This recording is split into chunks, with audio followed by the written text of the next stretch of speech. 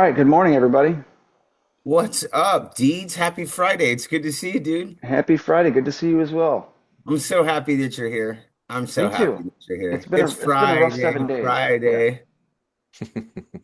Yeah, Get so we it. got our buddy. We got Gabe Guiterrez on this morning. Hey Yeah, man. guys, Good morning, Gabe. good morning. So glad to be on. Dude, it's Awesome. Gabe. It's Friday. It's Deeds. It's Goo. Gabe Spotless Window Cleaning. We got IWCA, Squeegee U, all that good stuff. All packed up into a great Friday package. Let's do it. Yes, and also host of you've got the podcast, which is awesome. I've caught some snippets of some episodes, and you have some really Yeah, good you content and guys, you questions. guys are definitely hardcore because doing it 3 times a week, I can't even imagine that. Well, the one day a week is a lot of work for me. So, props out to you guys for giving us the stuff that gets us through our week, man. Appreciate it. Well, thank you. We're honing our craft. We've been doing this for since February. So we're still every week is something like, hey, what can we do better next week? How can we do this? So it's evolving always. And Yeah, for so sure. thank you. Thanks for the Well, props. I saw your first episode. I remember. Yeah. It was really no, it was really good. I when you guys first started, it was just you two and you were just chatting. Hey, we went to the huge convention and you just kind of hear or no, it was IWC convention, the first one, right? It was that Yeah. was the first one. And then you guys are just chatting and it's neat to see how it's evolved into what it is. And now it's like become a community, which is really, really cool. And when you pop on in the morning, you're getting ready for work and you're getting your gear ready and loading your truck and you're listening. And it feels like everybody just kind of came together to the diner and we're all just getting some coffee and talking and just Awesome. kind of getting ready for the day. So I'm really happy to have been from the start of that to see where you guys are now. It's pretty cool. Heck yeah. We met you in Vegas too. So I mean, we Uh-huh. we were able to see you. You did the awesome.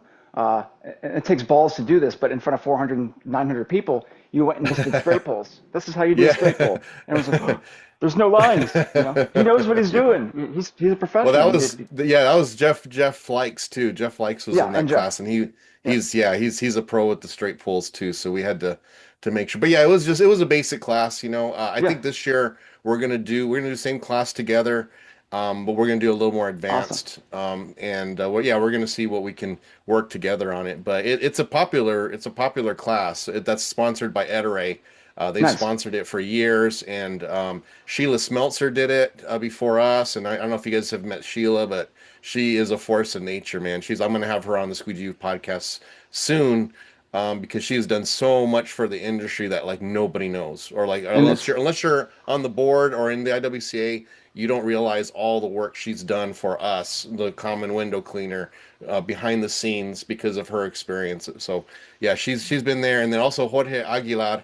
He's been at the forefront of teaching safety training, but for the Spanish speaking crowd, he's just huge. He also taught that class, so we're proud to be from a lineage of a couple people that have just been made huge impacts in the window cleaning community, and we're glad to be on the tail end of that. heck yeah. Well, you guys are doing awesome. So keep up the good work.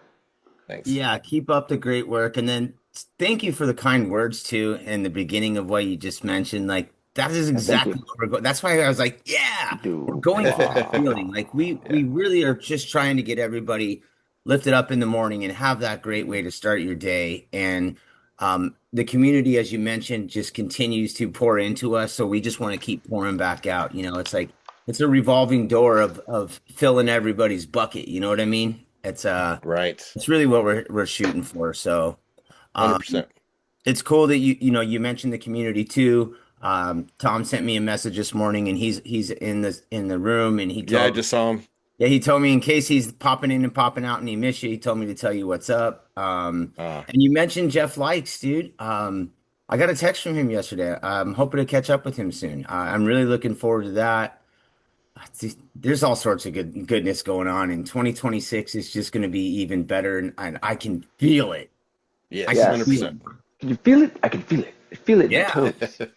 So what's Yes. new with you, Gabe? What's good? What's cracking? I know you know with the Squeegee U, you've had Yeah. um, Chris on. You recently had Jamie Hallman on. You've had you and Peter do great interviews. Who have you had on so far that has maybe surprised you with an answer or two?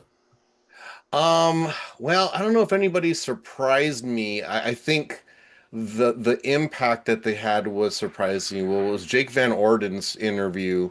And I because his specialty is taxes. I mean, you talk with him for just a second, he's going to give you some little chunk of knowledge of about what you should be doing with your organization, your business structure and how you could file and how to make the most out of your money, which is the right way. I mean, he just has such a great knowledge about saving. And so when we invited him on, I wanted him to talk about it, but that's not my area of expertise, so I don't Yeah. know as much about. I hire someone to tell me what I should do. And I was surprised at the reaction we got from his interview because he was just saying just one after nugget after nugget. We're going to definitely have him back on again because we didn't spend enough time talking about it. But his interview, I didn't expect it to be so impactful and helpful to so many people. So that was one that was pretty cool. I think maybe if I was surprised, we had Steve O on, I and saw that one. I haven't really met him. I've met him in person, like at the conventions, but I've never really sat down and chatted with him. I was surprised with how easy he was to talk with. I mean, it was like we were old friends. I mean, me, him, Yeah. Peter, and Peter has more of a relationship with them because Steve O's his rep with WCR. So they've been in contact for years. But it was my first time really having a conversation with him, and it was just like, I mean, we were buddies. We got done. It was an hour, and I had a hard out because I had to go pick up my daughter from school. And I was just like, dude, we didn't even touch all the stuff I wanted to talk to you about. So we're gonna have to have him back on too. So I think that's kind of cool about it being live. I've done other podcasts before. I still do the IWCA show. And then I did the ITF Flowcast for 4 years, and that was a lot of fun. But that was recorded. There's just something about the live video where you can talk and it's live. There's like no editing going to be done here, and then also you get the people commenting with you who are watching, and it's just a cool feeling. So I'm really glad that we decided to do the Squeegee U podcast live, and part of that is you guys. I saw how effective it was with you to build that community, and so that's when we decided to do it live as well, so that we can start doing that with Squeegee U, which is ultimately the goal that we have long term, is to have a Squeegee U community of people who are members and who want to help each other, become better window cleaners. That's Awesome. awesome, man. And Yeah, you mentioned Jake Van O. I did catch that one. I caught the Steve O one, and yeah, you nailed it on the head too. Um, there's something unique about Jake that sometimes people don't really get him. And then when yeah, he actually delivers the goods, they're like, "Oh yes, shit, this cat knows what he's talking about." yeah. That's And exactly it. Yeah, because it resonated. You're right. It resonated for sure, and it was a really solid interview. You're yeah, always extremely prepared. You know where you're going with the direction of the interview. Your lead up to questions is something that I really enjoy. Um, I you appreciate know, that. yeah, well, people, we give love to our friends in our community and the Hmm. other window cleaners and business owners in our industry. Excuse me. But like people sometimes don't get this. Like you and I, we chat every now and again, and we pick Hmm. each other's brains, and we're trying to find out how to better ourselves in our interviewing skills, and we're trying to figure Yes, out. You and I are leaning on one another from time to time to 100%. Yeah. to grow and to better ourselves. And if there's somebody in the industry that I admire and I like to sharpen my skills from, that would be you. And they say iron sharpens iron, so Yeah, yeah, pretty cool that 100%. we get you in I here. one of the things that I adopted early, and not just with interviewing, but with everything in my business and relationships and stuff, is I value objective opinions. I'm not looking to listen to haters. I'm also Yeah. not looking to listen to people who are only going to say nice things to me.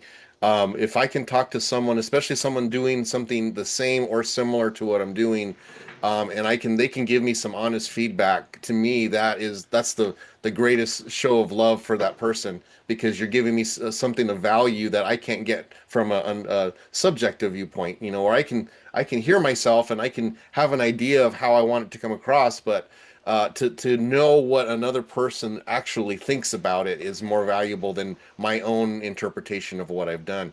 So yeah, when we've talked about it and we've kind of just bounce things off of each other. Well, I did Yeah. this time. How did that work? And oh, well, I'm having this issue. What do you think? What are you guys doing for it?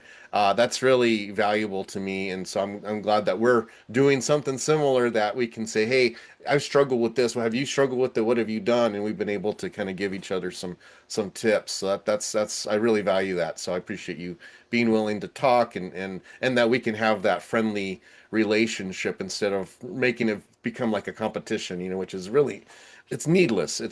We have different demographics of people we're trying to reach, and some a lot the same, but we're working together to do the same thing, which is to uplift our industry and make sure that anybody who chooses to be a window cleaner has the best chance at success. So I think that's we have that common goal, and we've been really great partners working together on getting that. You nailed it on the head, dude. And one of the nice things too is like I think one of our first interactions or when I really wanted to kind of find out more about you is when I first started writing for American Window Cleaner magazine. I Mm, think I put out like an article or two, and you've been doing it a couple years now, and I wanted to pick your brain and find out like the thought process and how it goes into putting together an article, right? And I know yeah, that each article is different. Some of it just yeah, comes like that, right? You can just yeah, you get a topic or you have a topic that you want to write about, and we get some, freedom, some I guess they call it autonomy, yeah, whatever. yeah, We get some of that, but a lot of times they have some topics, and then it's a little difficult to pour that out into paper. And yeah, when I was able to reach out to you and you were kind enough to respond and give me some feedback and um, let me know that we have support too, like that was reassuring, and yeah, it just makes things easier. And yeah, you mentioned too, we are kind of doing the same thing. We do have a little bit of demographic, but our goals are the same. And hmm so when we have a common goal, it makes it easier, at least for me on my behalf, to be able to reach out like a veteran like you and just work, so, yeah. and I, it, I will it give you has been I will fun. give you one tip with the American Window Cleaner magazine. Well, one, Lacey's awesome, right? Oh She's like the yeah. best editor. She's so cool. I rarely write what they suggest. They send the email saying, "Hey, these are the topics." To me, if I'm gonna spend 3 hours writing something, it's got to Yeah. come from my heart. So I'll look at the outline and I'll say, is there anything in here that I'm feeling? And if the answer is no, I just write what I want. And I try to keep it with like adjacent topic Yeah. adjacent. But that's been kind of the cool thing about Gabe's Corner. I've had that since 2019. I've written for them, and it's my opinion. So I can have opinion about anything. So even if it's not necessarily on topic of the main theme of the magazine, the fact that it's my corner, I'm sharing whatever thing I've observed or something that's bothered me or something that I'm excited about. But whatever it is, I feel if I can't just write to write, I can't write copy. I have to genuinely feel like this is something that's important. This is something I'm excited about or proud of, and I want to know that. So I probably about maybe 20% I write in line with the theme where something really catches me and I can say, oh, I can write about that. I can talk about that. The most of it is like, nah, I think I'm going to talk about this other thing that I've seen in the industry that I'd like to make people aware of. And that I think that's contributed to my longevity, because you can get burnt out as a writer really fast if you're constantly writing about things that someone tells you to write, you know. So that's why I've been able to do it so long, I think, and stay consistent is because I really try to write what's in my heart as opposed to what fills a theme. I'm really glad that you brought that up because Mark and I, he and I were having a video call yesterday, and I hadn't seen him since last Friday, which was probably the longest time that I've gone without seeing Deeds since last Yeah. February. Yeah. I'm Um, so glad he's back, man. Me too, man. Thank you. I'm still smiling. You know what I Hey, mean? I'm not all But the way back. I'm at 90% or 86, but I'm Hey, we'll working on take it. it. Thank you guys. We'll I take it. appreciate it. he and I were 90% of chatting. deeds is 160% of a normal person, so we're good Hell with that. yeah. Well, we were chatting about the mag, right? And I was like, I had just in 2024, I had just gotten on the cover, and then I had just written like a couple articles, and I was like feeling like I could take over the world, and I was finally Hmm. doing some like good for our community and good for myself, and I was doing Yeah. something a little different than just window cleaning, Yeah. and then stuff happens, Yeah. and Yeah. and tragedy hit my family, and then I had another tragedy when I came home, and then I was feeling down in the dumps, and this is something that Yeah. actually I was going to bring up on Monday when Deeds was down the first day, and I didn't really bring it up. But one of the great things about the magazine, and for me personally, is I am able to Mhm. pour out, and it's like kind Yeah. of like what you said, like you take a little bit of the topic and then you make it your own. You know what I mean? It's like, oh, this is an idea, Yes. and then you Yeah. kind of tweak it or bend it or do however you Yeah. want, put your own spin on it. And I think that that has been something that has really helped me as a person, as a Yeah. man, as a writer, Oh, as a, you know what I mean? It's like 100. being able to get it all out. 100%. I've told Lacey this too, and Jersey as well. Squeegee U stems from my articles writing for American Window Cleaner, because when you get a chance to do a deep dive on a topic, because I don't write general articles. I'm usually very specific on one thing, and then I'll branch out on topics under that thing. Um, that's part of where Squeegee U comes from, is the breaking down of one important foundation of window clean, whether it's technique, whether it's etiquette, whether it's customer service, whether it's business, and then breaking it down into smaller, minute details so you understand why this is important. A lot of times we know something's important, but why is it important? Why do we need to? But the underlying mechanics of that thing is what I love to talk about. Because once you understand the reason, now all of a sudden you're doing that thing, not because someone told you that's what you should do, but because you know this is actually going to make an impact on your business, or your technique or your customer service or whatever it may be that I decide to talk about. And that's what Squeegee U is. It's a accumulation of all my 25 years of window cleaning.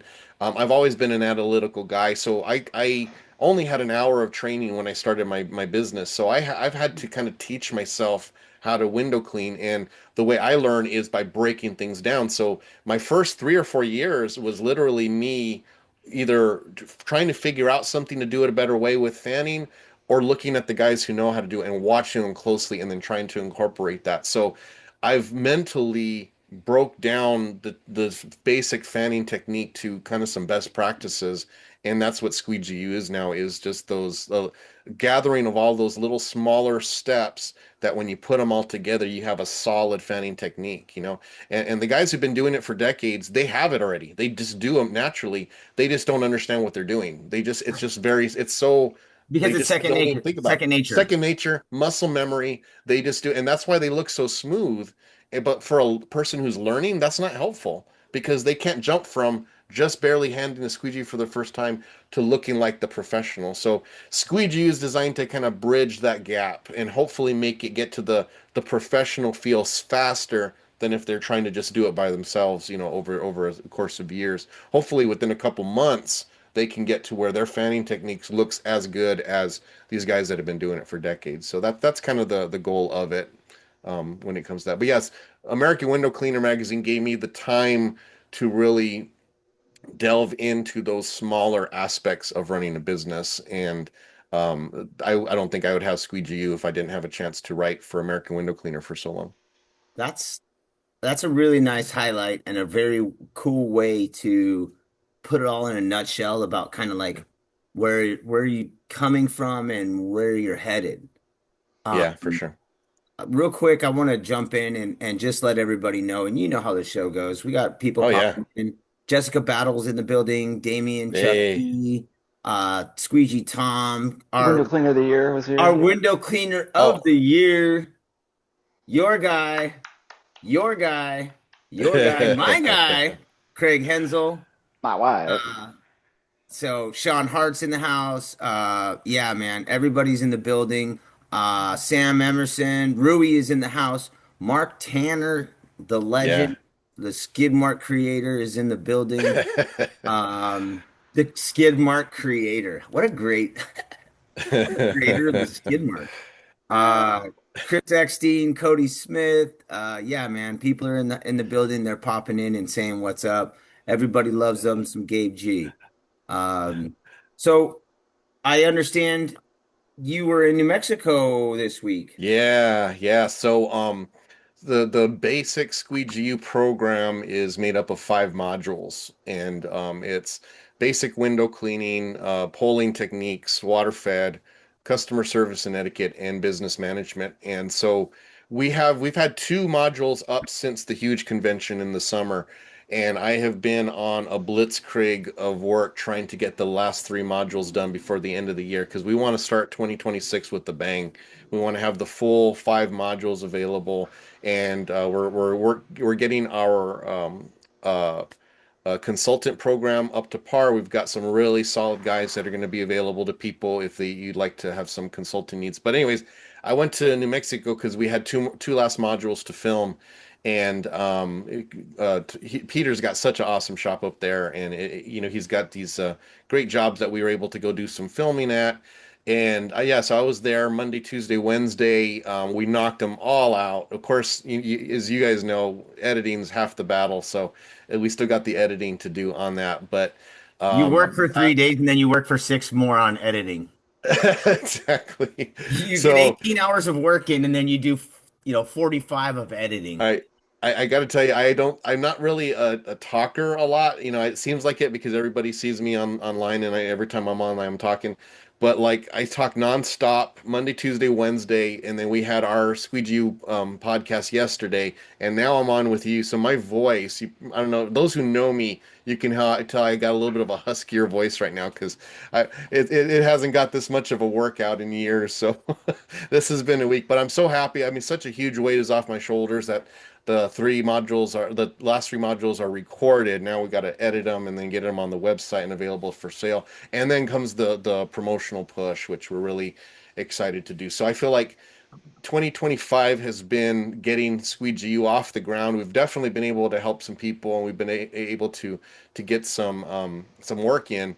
But 2026, I'm hoping that we'll be running on all cylinders and being able to do what it was intended to do, which is to help a lot of people. So yeah. You Deeds, he just mentioned something that's kind of cool. It feels like it's almost like our instance too. It's like we're just setting up shop and we're just getting the ball rolling and we got the juices flowing and we've done some nice things and we've interacted and had some good stuff going, but now the real work begins, right? Now Yep. this is 2026 is when we do some serious business, baby. It's when we get shit done. So I'm excited for the new year as well.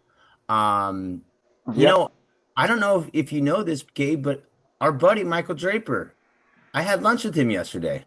Oh, nice. Yeah, he pops in Arizona every once in a while. So yeah, I'm glad that you got to meet him. Where was he at? He was in Scottsdale. Scottsdale. Yeah. So I get a text yesterday morning and he's like, "Hey, where in Arizona do you live?" And I'm like, Northwest Glendale, like Northwest Phoenix area. And he sends me like an overhead shot of like the Uh-huh. mountain. He's like, "Is that your house right there?" And I was like, "What the? Where are you, dude?" And he was at a rooftop somewhere. Yeah, yeah. So he hit me up and I got an opportunity. I went for some tacos, of course. Yeah, yeah, of course, yeah. We didn't do Carolinas because it Uh-huh. was out of the way, but I met him, he and his wife for lunch yesterday. Nice. Discussed some They're upcoming they're things. so lovely. Dude, I didn't like the conversation went in like a different direction than was imagining, Uh-huh. but it was game changer for me. So Michael Draper's been pivotal in helping me get Squeegee off the ground, and he's helped us so much. We did the filming of the first 2 modules up at his place in Illinois, and I'm frantic trying to get everything in order, trying to make sure I got my modules, the outline of the modules done. And I'm trying to arrange with him, and I'm trying to find a hotel. I ended up booking a hotel that was like in a town like 2 hours away because I don't know anything about Illinois. And he's like, Gabe, just come stay with us, man. We got an extra room. Just come stay with us. Or we're on site, because his building is on this property That's dope. that he does all the training. And it was just so kind. I was like their adopted son for those days that we were filming. I lived in the basement. They had breakfast for every time I woke up. They made lunch. We went out to dinner. and just genuine, kind people. Like they did, this is a business transaction that we were doing, and they didn't treat it like that at all. And It was family. just family. And so I know Mike for a while. He does that. Hey Gabe, what you doing? Just working. Oh, you want to get some dinner tonight? I'm in town. I'm like, oh, okay. Yeah, let's go. Let's meet to get some dinner. So we've done that a few times, but yeah, he's a great guy to know in the industry for sure, and something that I appreciate that I have a relationship with him. Yeah, Yeah, he answered all sorts of great questions for me, had some different ideas as well. Spoke highly of what Mark and I are attempting to do. yeah. Has some ideas too that he wanted to bounce off my goofy ass face and find out, hey, Hmm. what do you think about this? And to have anyone, Yeah. especially someone like Michael, ask me my thoughts on something, it made me feel like honored. It made me feel like, hey, man, I must be doing something all right if this dude is asking my opinion. So that was really cool. So so I think if you have a chance to talk with Michael, it is a privilege, and the reason why is because he is a true entrepreneur. We all like to say we're entrepreneurs. I wrote an article about him in the American Window Cleaner magazine. I don't know, back in like 2022 or something like that. It's an older article. But I outline his growth, like where he started. He used to like shoe horses. He worked for like a leather guy. He got into Windows and just kind of, but he has tried so many different things, and his path is so interesting. So, like, he's one of those guys that's not afraid of failure, right? Yeah. And that's I admire that so much because obviously I grew up as a perfectionist. I was a perfectionist when I was a kid. I would not do anything unless I knew I could be at the best or at the top of the class or whatever because I was afraid of looking like an idiot. As I've grown and as I've fallen on my face a few times, you find out, you know what, it's not that big of a deal. You fall on your face, you learn from the lesson, you go on. No one remembers that. You remember the times you fall on your face real bad. Nobody else does. And so if you can just use that information to help your future decisions better, be better, that's valuable. That's valuable information. And he's the epitome of that. So when you get a chance to talk to him about building a business or growing or making business decisions, he comes from that background of making really awesome, great decisions, but also making some really bad decisions. And he's not afraid to kind of help you Admit parse it. out what's important. And, Yeah. and that's really a cool thing. So if you're a business owner, someone like him is very valuable to talk to because you get that kind of, hey, cut to the, it's not all flowery, like you just come on, you can do this, you're gonna make. It's just like, hey, this is gonna be hard, this is gonna be hard, this is gonna be hard, but you got something there. So are you willing to go through those hard things to get there? And if you are, I think you got a good chance of making a success out of it. But he's just not going to be all flowery about it. He's going to tell you what it is and how it is, and but he's going to support you, and that's awesome. Yeah, he had some really great insight, some fun ideas. Um, I just I couldn't so Fletcher and I have a relationship, a friendship, and I was Hmm. able to pick his brain a little bit over the summer, and he spoke really highly of him again. And I had a couple face-to-faces with Michael at different conventions, and when I met him the first time at IWCA, I was like, I know, I want to have some kind of friendship with this guy, but I know right Yeah. now isn't the time to try to talk to him because there's so much going around. And that was just February, but he's been on the pod and he's hung out a little bit with us and he's popped in from Yeah. here and again, and to be able to pick his brain a little bit, but also to be able to hear a different part of the story, Yeah. a little bit of his background kind of helped me understand what makes him tick and what makes Yeah. him make the decisions and moves that he makes. Yeah. And while sometimes we can't always make the same moves that the big dogs make, we can still certainly learn from him. You know what Yeah. I mean? So, Yeah. One thing that I've learned from him too is just to let things roll off your back, not to be offended by stuff because people have taken runs at him. And you talked about it when in his interview as well, that you did with, which is a great one, by the way. I really like that episode. thank you. But he's very pragmatic. So he doesn't hold grudges. Some people have said some really mean things about him, and then he's like a few months later, he's working with them. Like he doesn't allow those petty things to kind of get in the way of growth, you know. And I really try to It's imitate not that. personal, it's business. It's Hey, business. Deeds, we know a thing or two about that shit, right? Let that shit roll A off little our bit. backs, baby. Because it doesn't serve anything, you know. It just serves ego. And you know, if my goal ultimately, as with Squeegee U and also with being a board member of the IWCA, is to help our industry and to help people have the best chance of success, who cares if someone doesn't like what I'm doing? Who cares if I'm rubbing someone the wrong way? You know, I'm just going to keep doing what I'm doing and just keep my focus and just keep trying to be positive and lift other people up. And I think that's why we have a connection, because we have that same goal of just trying to be a positive force, something that people can look to and say, hey, I talked to this guy, he made me feel good, and I feel like I'm ready to take on the next challenge in my business. And you know, that's what's needed, man. You know, we need, all of us need, I needed it. I needed those people telling me, hey, it's going to be hard, but you're going to do it because you've got the right mindset. Just keep your focus, keep moving forward, you know. And I mean, Gabe Spotless Window Cleaning has been in existence for 25 years. Not because I'm the best businessman you know, especially not in the beginning, I wasn't.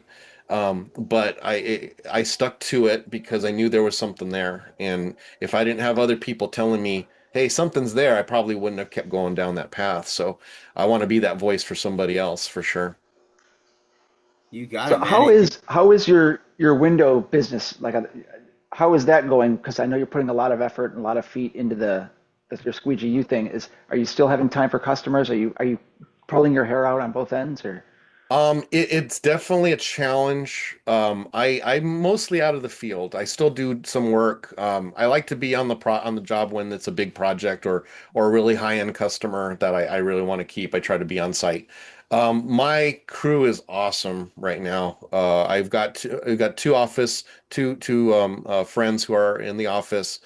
They've been with me for 6 years each, and they Awesome. hold the place down, man. They are awesome schedulers. Our customers love them, so they're it's a familiar voice when people call. And then they just approach me with things that are really that they I need to make the decision on, you know, that really they don't want to Sure. make a decision that's might go against me. So, and then my techs right now, I've got some solid technicians, and we're in my busy season. I was really worried because I needed to devote so much time towards building these new modules. But man, they have really come through, and so that's been really nice. Once now that the video's done, I still am going to give some attention to Squeegee U. Obviously, it's still important, but now I can actually give more attention to the window cleaning part, like, you know, of Gabe Spotless. But it was the right time, man. So many things have fallen into place. You know, I wanted to get Squeegee U off the ground in 2024. It just wasn't in the cards, both with the business, but also with my family life. My mom's health went down really fast, and my daughter had a bunch of dental issues that took a lot of time and a lot of money. So, Sure. but I'm so glad that it worked to everything came together in 2025, and this has been a great year for Squeegee U and just for my own personal growth. And it's just cool to plant little seeds and to see them grow. And now it's something that's actually you're getting fruit from it now. So, but no, the company's doing well. I am looking forward to getting my fingers back in it more hands on than I have been the last 3 months. But it's doing well, and happy that I have such good people to kind of keep it afloat while I'm putting attention to Squeegee U. Gabe, Awesome. you mentioned something that's kind of like timing, right? Hmm. It's never our timing. Like this is what I'm kind of trying to learn and still Yeah. grow into. And sometimes we think we're ready for something, right? And sometimes we think that, oh, I got this. Yeah. Or sometimes you think you may be ready to get a promotion or Hmm. something else, and it might not be in the cards.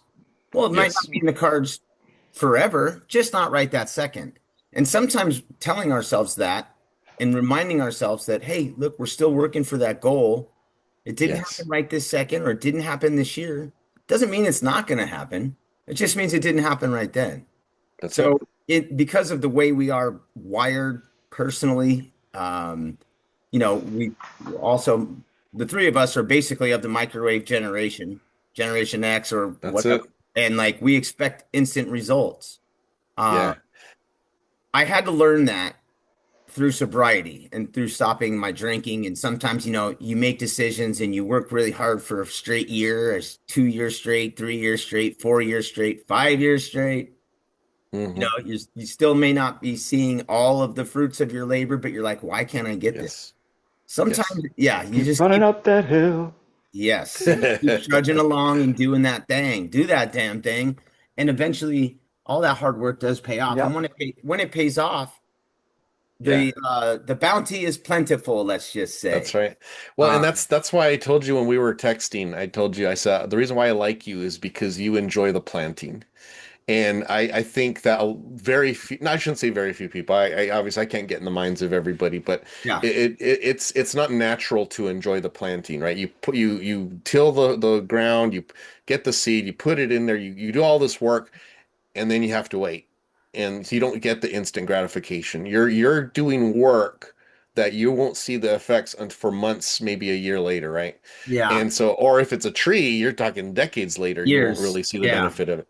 And so that's why people struggle with starting a business because they start the business and all of a sudden they want to be making, $50,000 a month that first month.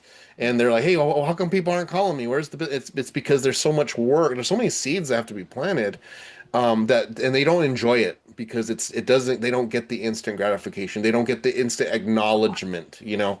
And so then that's why things kind of fall by the wayside. And that's for business, but that's also just for other things too. Just things in your Life. life. And so someone like yourself, and I'm sure a lot of that is like what you said, because you came from, hey, I had to find sobriety. That was a multi-step, a long-term phase that I had to go Some through. call it 12 step, but 12 step, yeah, exactly. 12 step. And but it's a process that you're going to stumble and fall back on and then keep going forward. And then when you get there, you're like, yeah, that was all worth it. So when you enjoy the seed planting phase, because you don't always know what's going to come up. And so you're kind of excited. Well, I'm gonna put some effort and work into this. Oh well, actually look at that's kind of cool. That plant is interesting. I wonder what it's going to do. Then others like, oh, that didn't work out at all. I'm going to just pull that plant right out. That's a weed, you know. yeah. But people who grow the weed are like, oh man, I can't believe I wasted all that time and a weed came up. Oh, that's horrible. But someone who enjoys the planting is just like, oh, well, that's interesting. That didn't work out. I'm going to do something else then and see what the next plant looks like. And if you can have that attitude in business, but in life, it just helps you get through so much and it helps you stay happy even through the ups and downs because the downs are it's just data, right? It's just information that can help inform your future decisions. If you need to win all the time, you won't do a lot of things because you're afraid of losing, and two, you don't get that valuable data that comes from losing. And that's that entrepreneurial mindset. But it translates to life too. So just making sure that you're willing to face that and not take it so personal, just Yeah. take it as it's data. You made a decision, it didn't work out. Hey, everybody makes decisions that don't work out sometimes. Let's move on. Let's go on to the next one. The water off the back, right? That's what we want to do, and then that just helps you to be not afraid to do things that are kind of a big swing, but then you get the big payoff, like you said, you get the reaping of the fruit. Well, and sometimes too, it's like you need to take those L's, man. You mentioned like you can't expect to be a winner constantly, right? And Yep, if you yep. haven't experienced a few L's in your life, then you're not, in my opinion, again, just my opinion. This isn't Gabe's corner, but this is, you know what I mean? It's my opinion. Yeah. You haven't taken some L's in your life, you haven't taken enough swings, homie. Like that's 100%. straight, Yep. straight The to only the way you point. learn, only way you learn is from failure. And you have to Yeah. fail. You want to fail. That way you can be better the next time. If I can tell a real quick story, I'll try to make it brief. Sure. I did a post on it. I've written an article about it in American Window Cleaner magazine, but I mentioned I grew up as a perfectionist, and I'm a firstborn. I put a ton of pressure on myself as a kid to be perfect, and my parents never pressured me. Like it wasn't like they were like you're gonna get good grades or else. My parents were wonderful. They could care less whether I got straight A's or I got straight C's. They just wanted me to put my best effort in, right? But to me, I put that pressure on myself, and I had to always be at the top of my class. And I remember in sixth grade, I got moved into it was called GATE. It was like a gifted and academically talented education thing. So I was excited to go in there, but I didn't realize the hit on my ego I would take, because I went from public school where I was always at the top of the class to now I went to a school where I was just normal. Everybody was as smart as me or smarter. Everybody's a genius. Everybody's, yeah. And so Yeah. I didn't handle that, and I didn't understand why, but it was anxiety, it was that perfectionism. And so I ended up quitting. I got straight F's. I gave up, because it was easier to on purpose fail than it was to try my best and not achieve what I wanted. I ended up going back to public school, and I finished my education. And I remember I got to my senior year, and I was going to go to college, and I wanted to take a calculus class. And I took this class, and I was failing. And I just was like, nope, you know what? I'm not going to give up this time. I'm going to push myself through. I gave it my all, man. I went after class. I did, tutoring with the teacher. I did all this stuff. And at the end, I still ended up failing this class. And that's the only class in my life I've ever failed. And I tried my hardest and I failed. And I was devastated, dude. I really thought I was gonna at least get a D. I didn't. I failed. And you know what? I still went to college. None of my friends cared. None of my family No one cared. knew. No one knew. It made zero difference in my life. And that was like that's the biggest lesson I that has helped and motivated and propelled my life, is that don't be afraid to do things. If you fail, really no one's going to care. They might Yeah. care for a little bit, but over time no one remembers, right? But that was such an important lesson to learn at that age, because that was my high school year. Now I'm going into what am I going to do with my life? And I started to not be worried about taking those leaps, because if I failed, what's the big deal? I just start over again. And Yeah. that's part of why was willing to start a business, and not, to give it a shot.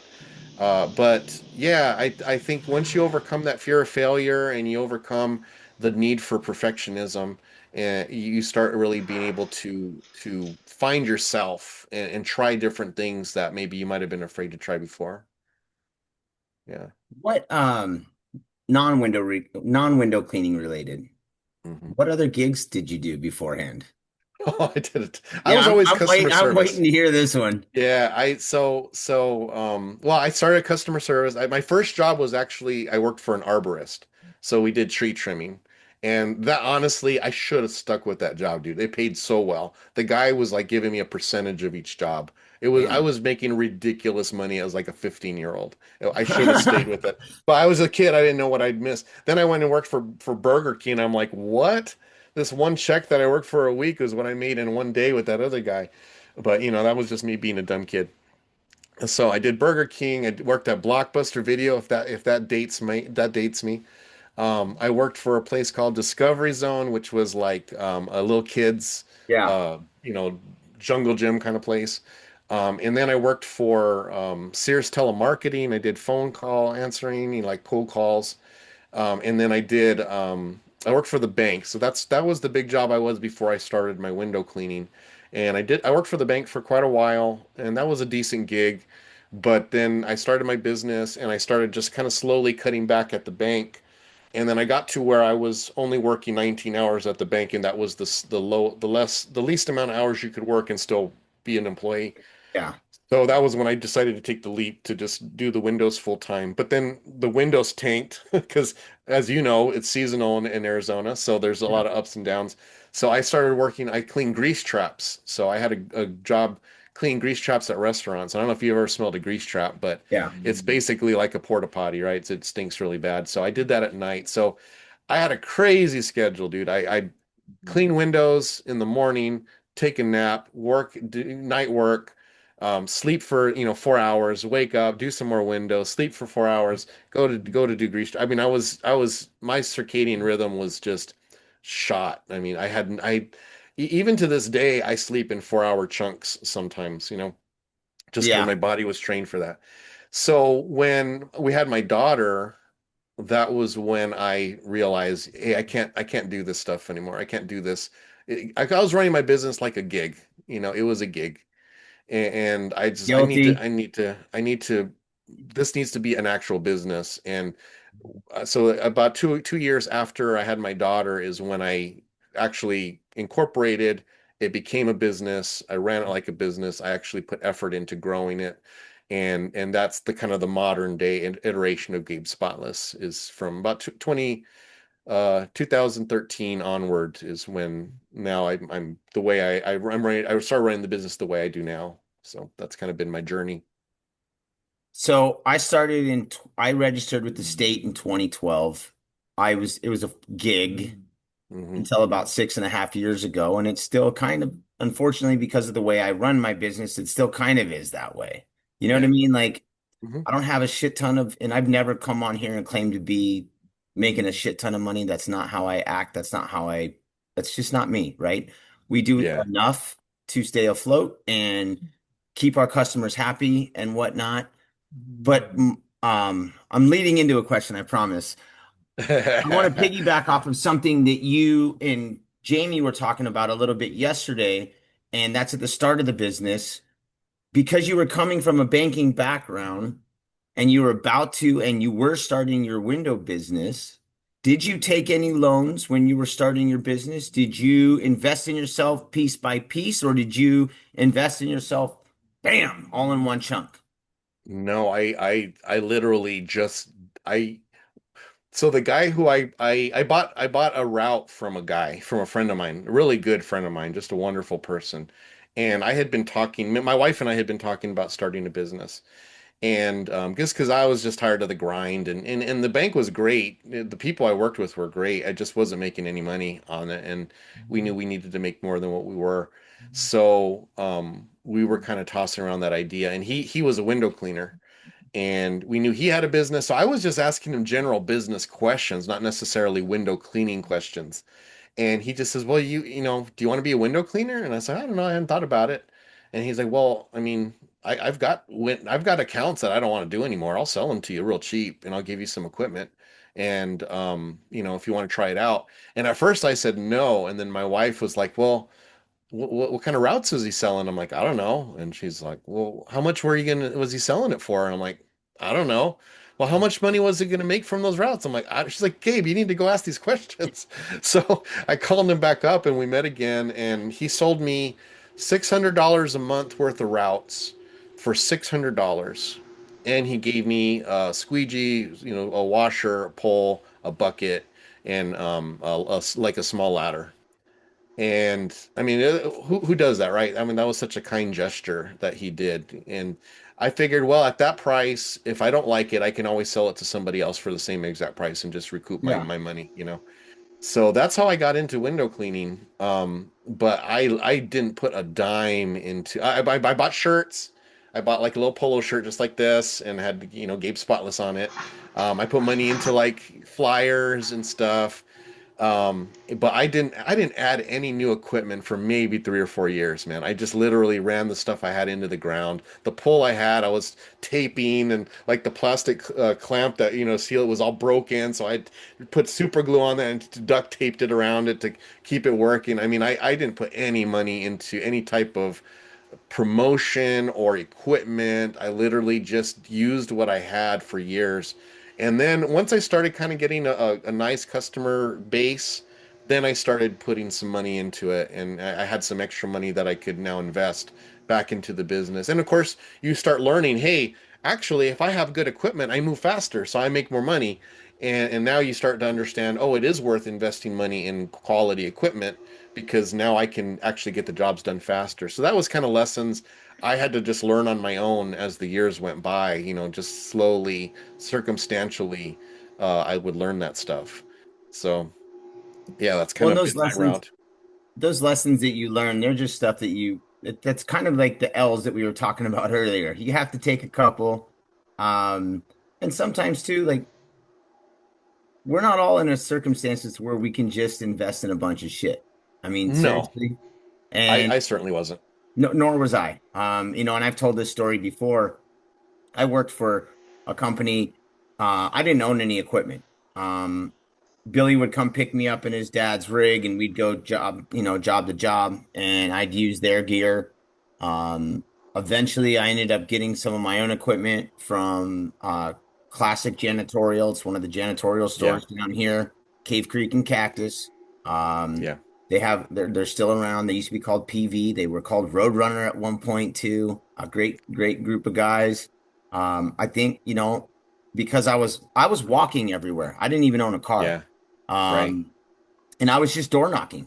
And, Yeah. um, you know, I think sometimes for guys like that or gals like that, Hmm. when you need to get something, when you need to get an income and you need to have someone tell another person about your business, that character building and that business building can really Yeah. help callous your hands, but also Yeah. callous your mind and your will. You know what I mean? Hmm. It's Yeah. just part of growing and it's part of growth. Yes. And uh, that's just my opinion. I mean, it's nice for Yeah. those who can go out and have the opportunities to buy a bunch of stuff. That's great. But And I think it's awesome that guys can do it without. listen, if you have the funds and you're making a smart investment, in other words, you've saved some money up, you've got a little nest egg, and you're like, hey, this is for starting my new business, and you can put that in, and you can nail your branding right off, and you can nail the equipment that you have right off, and you can actually have a fund for online marketing or whatever type of marketing you want to do. I think that's awesome. I think that's great. What happens though, and this is where Squeegee U comes in, is a lot of guys get all of that right away, but they assume the window clean part's going to be easy. And they underestimate the amount of work that it takes to do a quality job because it's easy to get the first customer, right? You can Yeah, throw a bunch of money at that and get your first customer, but do they call you back? And if you don't exactly. have the product to deliver, it doesn't matter how great your branding is or how great your promoting is. You're going to have to always do that. You never get a chance to build a solid customer base that you can rest your business on. And that's what I find happens with that. With our consulting, we work with people who are just like you say, a bucket Bob. Someone who just is just started. They've got just a few accounts, and if they want to stay small, we'll help them stay small. We're not one of those people that are like, hey, you need to grow. You need to have 10 car or 10 trucks. Otherwise, you're not going to be a success in this business. A lot of people have done wonderful in even providing for their family long term as a single owner operator or maybe just one or two employees. But it's being smart about that, right? I mean, that's one of the things we talked about with Jake in our interview was he's just got a really great plan on how to stay small but still have long-term income and to be able to provide your family that way. So that's what we hope to be able to help people to be is if you want to stay small, but have a plan. Have a plan to keep your family provided for long after you stop doing windows, and you can do that if you're smart.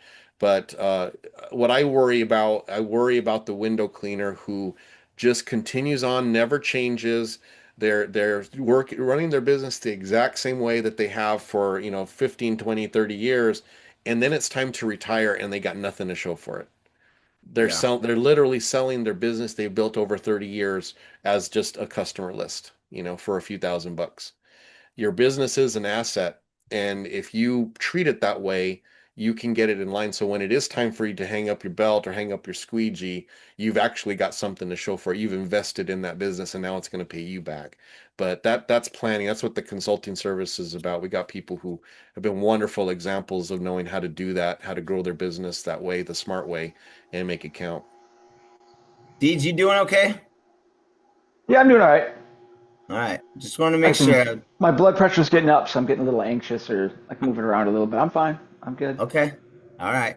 Um, so yeah, it is nice that we are now having a resource like yourself, Squeegee U. You're combining, you're joining forces with reputable people in our industry who know what they're Yeah, for sure. talking about. And for that, I appreciate and applaud you.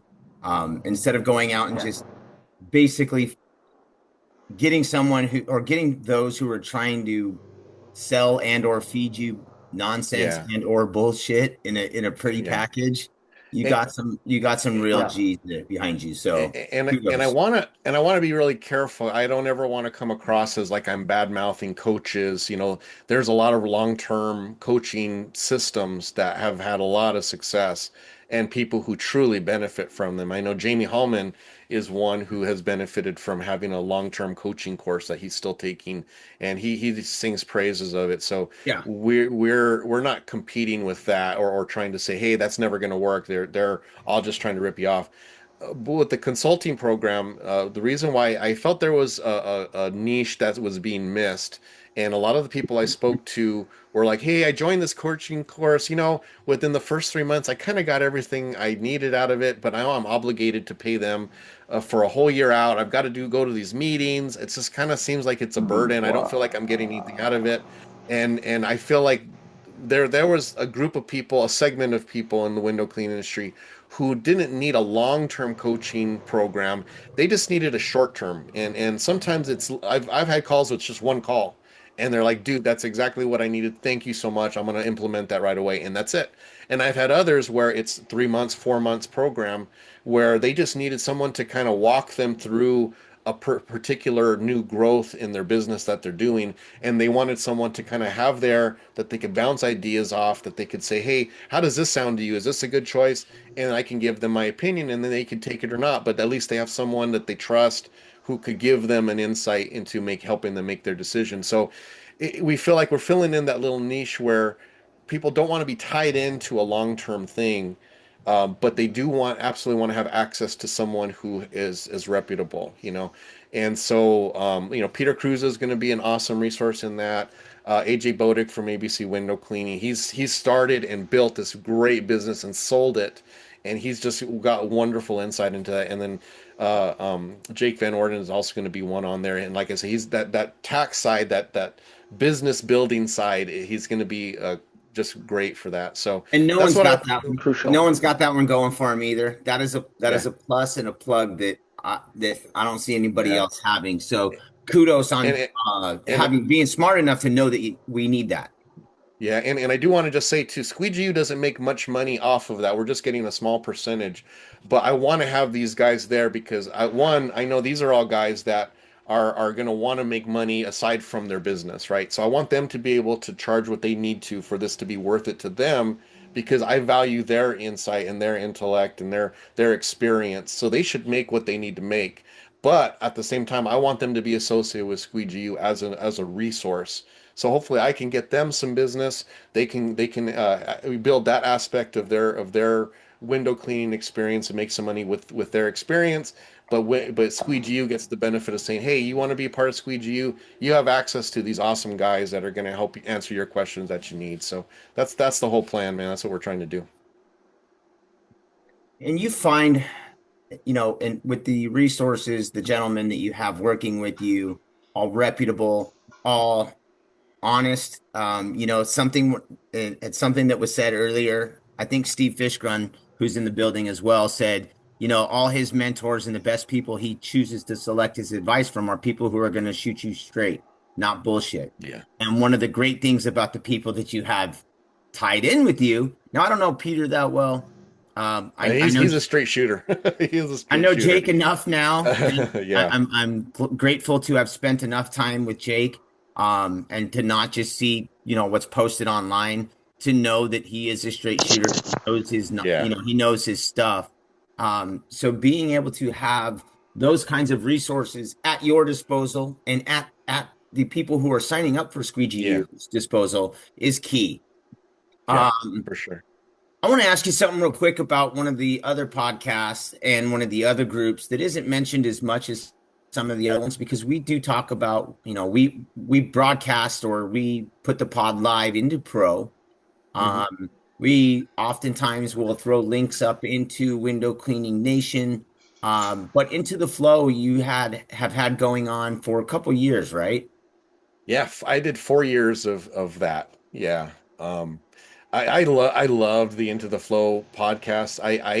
We call it the ITF Flowcast is the name of it. And I have in the back of my mind, I would love to start it up again because I had some of the best interviews, just getting to know people, man. That's definitely much more of a just, hey, we're two window cleaners, we're gonna just chat. Sometimes I'll have a specific topic in mind that they may be an expert in, that I want to pick their brain on. But a lot of the time it was just, hey, you're a guy in the industry, tell me your story, let's get to know each other. And so yeah, I have 4 years of interviews on that. And I just, it got to where it was so much work. And that was right about the time I was starting Squeegee U. And then, like I mentioned, my mom's health went down, and I was having to divert a lot more energy and time to her care. And so I stopped doing it. I can't remember what year it might have been 2022 or 2023 was my last episode that I did, but that was so much fun. ITF as a group is just a really, I'm really proud of that. We haven't been participating in it as much because, like I said, I have been devoting so much time to Squeegee U. But that was just it was kind of very, very same goals as what you guys have, is just be positive, be supportive, a place where people can, from a noob to an expert could ask a question and get some feedback that was helpful. And but we've also had a big charity drive in that as well, and WCR has been a big part of that. But we've had I mean, Jay Racenstein, Window Magic. I don't know if you know Randy out in California, but she's wonderful. Tucker. We've had so many vendors donate stuff for our charity drives that we had, and now with WCR having their window cleaning drive, we are really trying to kind of divert a lot there and try to support them in that, because I think that's an awesome thing that they've been able to do and accomplish. And obviously, ITF is nonprofit. We don't make any money. We don't have any means of. It's always the people in it. But as WCR, they are generous enough to divert some of their profits to actually help window cleaners. So, yeah, in the future, now that a lot of the hard work is done with Squeegee U, see, my voice is starting to go out. I'm hoping that ITF can start working with WCR a lot more with that on the fundraising side, and help them to achieve their goal of helping window cleaners in need. But yeah, man, that was a real special time. I'm glad that we have those on YouTube. So if you want to watch some of them, they still stand up, I think, for as far as value. But yeah, hopefully maybe in 2026 I can start it up again and start doing them because they were a ton of fun. But definitely the Squeegee U podcast, that's here to stay, man. We're going to be doing this, and that I feel that it's going to help to build a community similar to ITF, and that's our goal. But will Squeegee, you have a cool nickname like the Flomies? Probably not. I don't know. Well, I haven't come up with the snappy one yet. The squeegees doesn't quite flow yet, so we'll have to figure something out. But Has anyone? I was just thinking, Deeds. I was just thinking, has anyone put out their squeegees? Has anyone done a I've squeegee seen it. logo? Yeah, Okay, I've seen some similar stuff. But I don't know anything that's lasted. But yeah. outstanding. So, any big plans for you guys wrapping up the rest of the year? Well, big plans is just promotion now. Well, first we got to get the modules up and ready to sell. So once we have the modules up, then the next steps is we're going to be doing specialized modules. So we're going to have like a module specifically on hard water stain removal, so hard specifically on scratch removal, specifically on marketing, specifically on all of those. So we're going to have kind of mini modules that will be bonuses that we can add. So those will be added throughout the year, but those aren't going to be as intense as what we just did with these 5 big modules that we had. But yeah, so now it's just that, and then the promotion of it, and just really trying to get the name out there. We want Squeegee U to just be kind of one of those just foundational things. If someone becomes a window cleaner, they talk to They go someone through and the say, "Hey, oh, process. yeah, you just go call Squeegee U, go through the process, get that done, and then you're going to be good, to go." So that's our long-term goal. We're obviously not there yet.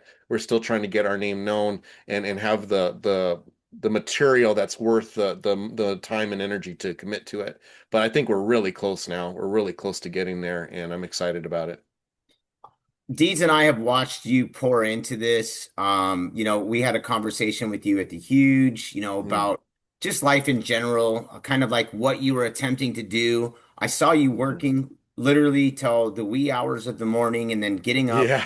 like 3 hours later and, giving information out to not only to me and he to also help people get involved with the IWCA and now with the Elevate conference coming up. Yeah. I don't think you've stopped working since I don't know, at least August, right? I do not feel like that. And I have to give a shout out to my lovely wife who Yes, has gone through a my lot. wife. My Yeah. wife, yeah. She has put up with so much. I mean, she's a trooper anyways.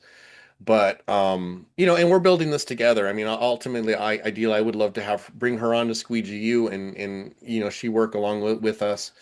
And that's our long-term goal. But she has had to carry a lot of the home load while I'm getting this, and to her being willing to see the same vision that I have and to not make me feel like I'm being neglectful, because I feel like that a lot, and I'm constantly checking in with her.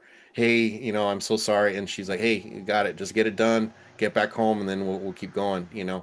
I love her very much, and we've been married for 31 years, and Damn. it doesn't feel like it. It feels like it's just 5 years. I think Props about, to love.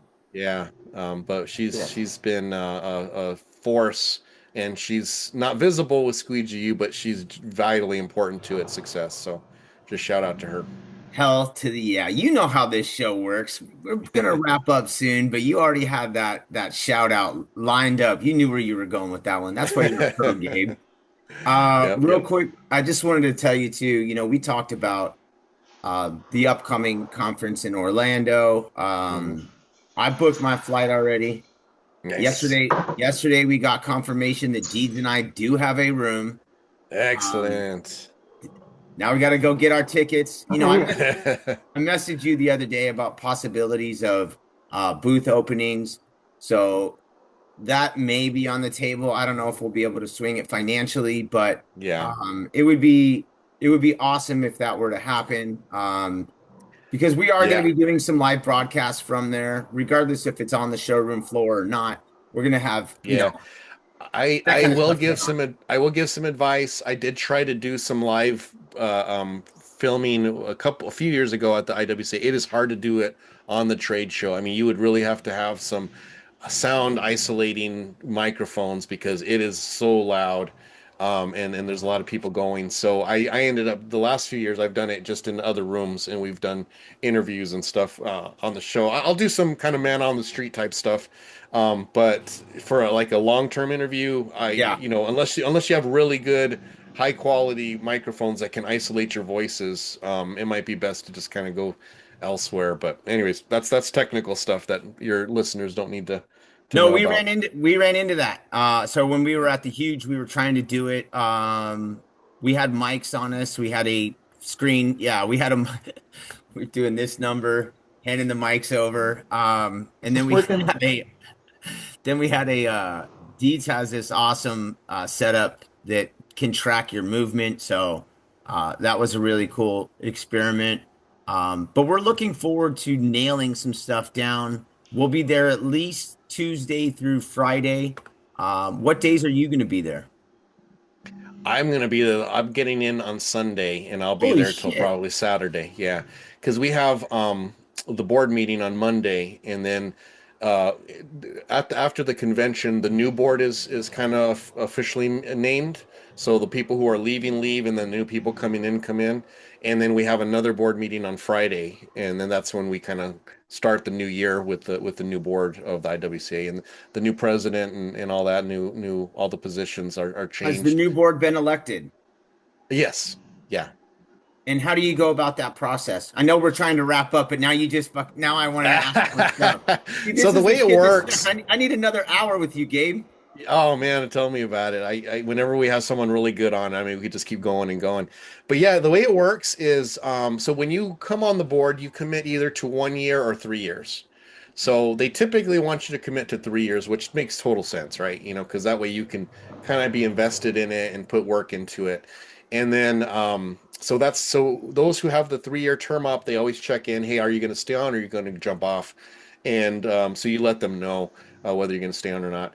And then the president So you have the outgoing president, you have the current president, and the incoming president, and those three people, or I should say past president, not outgoing, but past president, current president, and incoming, and those kind of are like the three kind of leaders of the board. They're kind of overseers of the The board. three families. That's right. That's right. So then it just rotates. So at that year, the current president now becomes the past president. The incoming president comes. So now we elect an incoming president. So that's how it works out. And I personally, so we had a situation that's rare where Joe Rochelo, he stayed president 2 years because our incoming president ended up leaving, and so he stayed on an extra year, and I just think that was such a good thing. So I've been pushing for a 2-year term. There's a lot of reasons why people don't want that, and they're very valid. But I just felt like we got a lot of stuff done with a guy being in that position for 2 years. So, but anyways, that would continuity and obviously the idea is those three people would always be on the same page as it rotates, so you would have that continuity, but that's not always the case. So anyways, that's just kind of getting into the nuts and bolts of the IWCA, but it's a great organization. I'm really privileged to be a part of it. I'm glad that they allow me to stay on there, and looking forward to next year. That's going to be dope. I want to say thank you to you for being there for us, for both Mark and I, the time that you've given us in different, environments, whether it be at the Huge or taking a phone call from me on a Saturday or a Sunday, on your day off. It's just been a really good friendship that I've had, with you. You've also given us advice on other things too, man. So these are things that you've helped kind of shape and mold. Yeah, thank you. Without telling us, hey, this is what you need to do or something like that. No, You've given I us couldn't do solid that. advice every step of the way, which has been really helpful and thoughtful of you. I want to thank you for joining me at the Carolinas, which is one of my favorite spots. Yeah, that was good. Tacos are bomb. So yeah, Well, I'm go ahead. I was just gonna say I always want to thank you guys. I love supporting anybody who helps our industry. I owe so much to this industry, and anybody who is contributing in a positive way, that's what I want to give my energy and time to. And so when someone like yourself or like Deeds would call me and want to talk shop and see how we could do something better, I am more than happy to help with that because so helping someone like yourself or you're not even necessarily helping, but maybe just being a sounding board for That's someone like yourself, it helps it ends up helping so many more people. It ends up helping not just you personally, but all the people who are listening to you and who are watching you.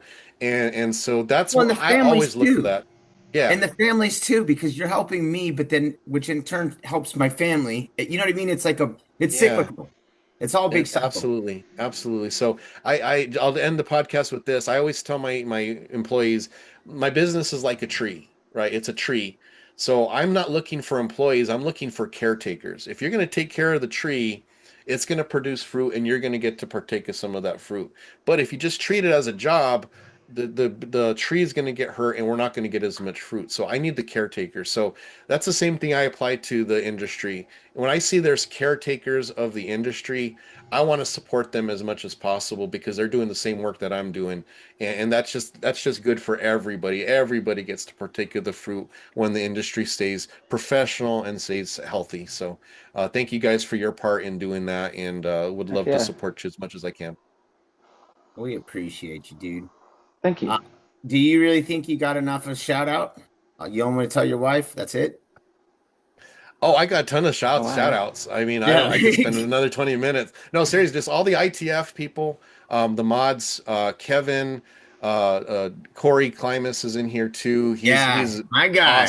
awesome dude. The Vandermeers, Sarah and Feba, they are awesome people. I'm going to have them on the Squeegee podcast. I mean, a lot of people don't know them, but they are just solid I folks. don't, but I see them all the time.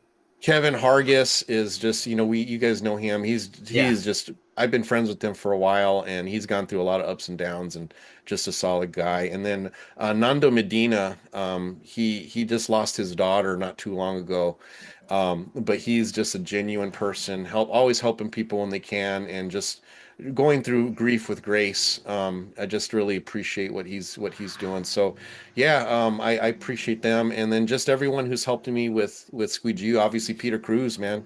Peter Cruz doesn't have to do what he's doing. He joined Squeegee U because he believed in the process and he wanted to help.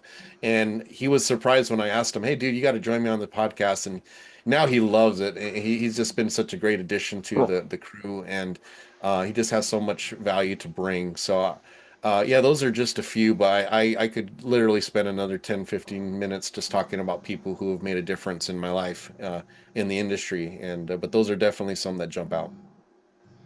You can see Peter Cruz getting involved more and having more and more fun with it, and you can see as each Well, episode. his goal is to retire. This is what he wants to do as he retires. So he's still running his business, so he still kind of has his hands in that. But the more he gets away from it, the more he's going to definitely be involved with Squeegee. So, yeah, you're going to see more of him in the future for sure. Good to hear. Deeds? Awesome. I'm going to thank everybody. Thank you, Jason. Thank you for putting up with me the last couple of days. I It's been a didn't do week. anything, dude. I've been under the weather for a week. I've got blood pressure and other stuff going on. I'll touch on next week, but I just want to thank you guys for watching. Thank you, Gabe, for being on. It's an honor to have you on. You're a Absolutely. profound window cleaner. You're very knowledgeable and an asset to our entire community. So thank you. Well, thank you. That's very kind of you guys. Deeds, I want to thank you, buddy. I am so like seriously, yesterday when we finally got that video call, I was relieved, um, happy. I know that you're still not a hundy, but you mean a ton to me. You do something for our Thank you. community with your humor, with your wit, with your demeanor, with your candor, that is appreciated far beyond the scope that you realize. I get texts constantly asking me how you are. Thank you. Dubois. Dubois. I get text people wanting to check in on you. You're very, dude, people love you. And I do as I'm hanging well. in there, but I'm I know. hanging. So I know. cool. We want to give a Well, shout thank you. out. We want to give a shout out to WCR and Zero for supporting us. As you mentioned, Gabe, they are a supporter of pretty much everything and everyone on a different level. Window. They reach out, they do things, they continue to give back to our community, make sure that we are well represented and well taken care of. I would like to thank Gabe for joining us, Squeegee U, Peter Cruz, even though he's not with us today. I know he's doing a lot of work behind the scenes. Yeah. Michael Draper, thank you for coming or asking me to lunch yesterday. It was great to meet you and your wife again. And I am super excited about 2026 and the possibilities for everyone, not just Go and Deeds, not just Gabriel Gutierrez, for all of us in the industry. Gabe, I want to thank you for the inspiration with which you continue to pour into myself and Deeds, the positivity with which you give us, and the reminders that 2026 is going to be even better. And I don't know how the hell you sent me a text the other day, and I was like, I don't think it's possible. But if there's any way that we can even match what 2025 was about, it's going to be epic. Yep. I can't wait to see Heck 2026, yeah.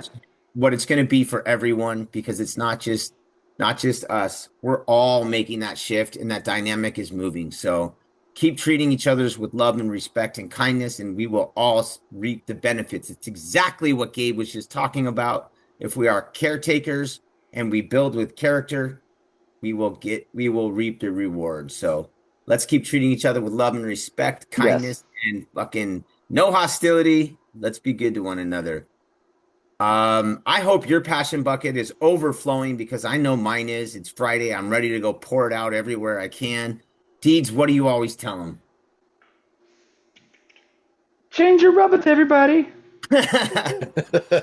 I love you, dude. I'm so happy to see you. Gabe, thank you for joining us today. Sorry we went wrong. Yeah.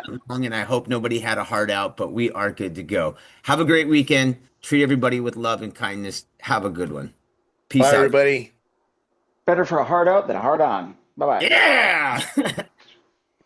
That's why you come Cool. into the pod, Gabe. Thank you, Gabe.